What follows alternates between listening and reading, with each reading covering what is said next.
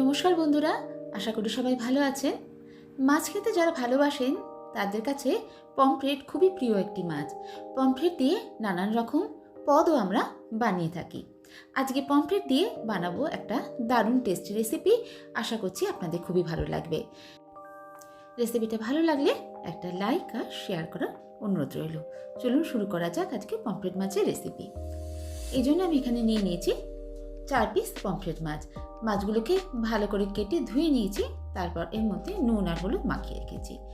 নুন হলুদ মাখিয়ে মাছগুলোকে 10 মিনিট ম্যারিনেশনে রেখে দেবো। তারপর রান্না শুরু করব। রান্না শুরু করার জন্য আমি কড়াতে পরিমাণ মতো সর্ষের তেল ভালো করে গরম করে নিয়েছি। প্রথমেই মাছগুলোকে ভেজে নিচ্ছি। আমি একবারে দুটো দুটো করে মাছ ভেজে নেব। মাছগুলো দুটো পিঠই বেশ সুন্দর করে ভেজে নিতে হবে।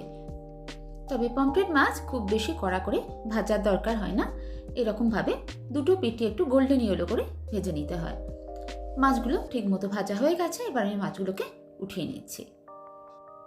বাকি মাছগুলোকেও ভেজে নেব। ভাজা মাছগুলো একটা প্লেটে এবার নামিয়ে নিচ্ছি।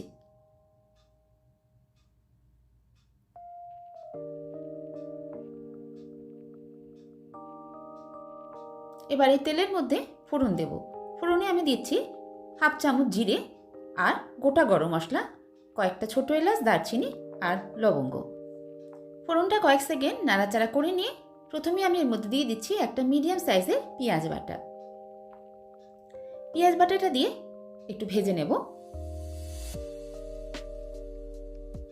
এবার এর মধ্যে দিয়ে দিচ্ছি আদা, রসুন আর কাঁচা লঙ্কা বাটা। সবকিছু একসঙ্গে ভালো করে ভেজে নেব। এবার এর মধ্যে দিয়ে দিচ্ছি একটা টমেটো বাটা। টমেটোটা আমি বেটে ইউজ করলাম।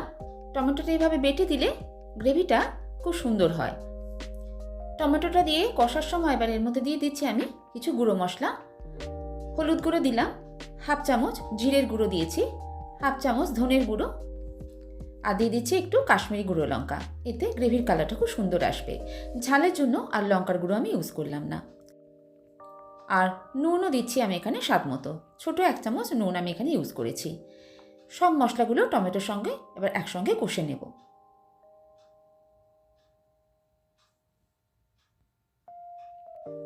মশলাগুলো কষার সময় আমি ফ্লেমটা একদম কমিয়ে দিয়ে একটা ঢাকা দিয়ে এভাবে কষে নিচ্ছি। 2-3 মিনিট এভাবে ঢাকা দিয়ে কষে নিয়েছি।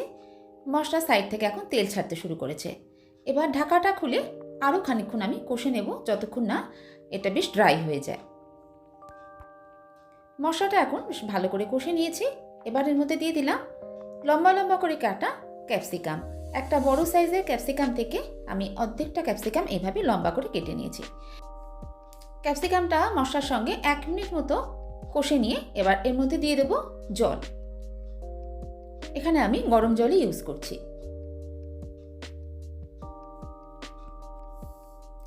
পমফ্রেটের ঝালটা বেশ একটু মাখা মাখা মতোই হবে, তাই খুব বেশি জল এখানে ইউজ করব না। ঝোলটা ভালো করে ফুটে যাওয়ার পর এর মধ্যে গরম মশলা গুঁড়ো মিশিয়ে দেব। এবার দিয়ে দেবো এর মধ্যে মাছগুলো।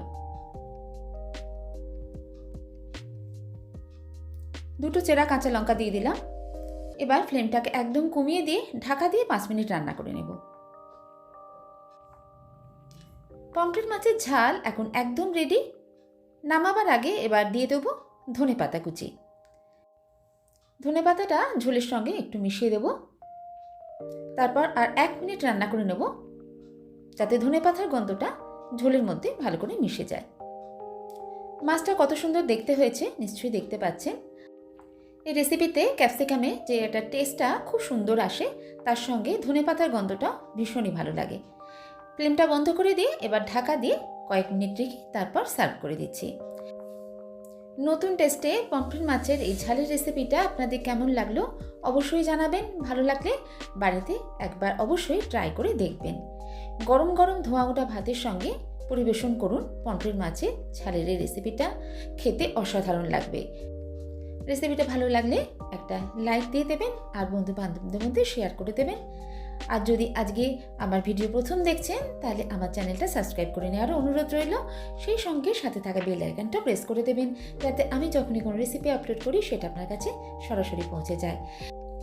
আজ এই পর্যন্তই, আবার কোনো নতুন রেসিপি নিয়ে আপনাদের সঙ্গে দেখা হচ্ছে। সবাই ভালো থাকবেন, সুস্থ থাকবেন, সবাইকে অসংখ্য ধন্যবাদ।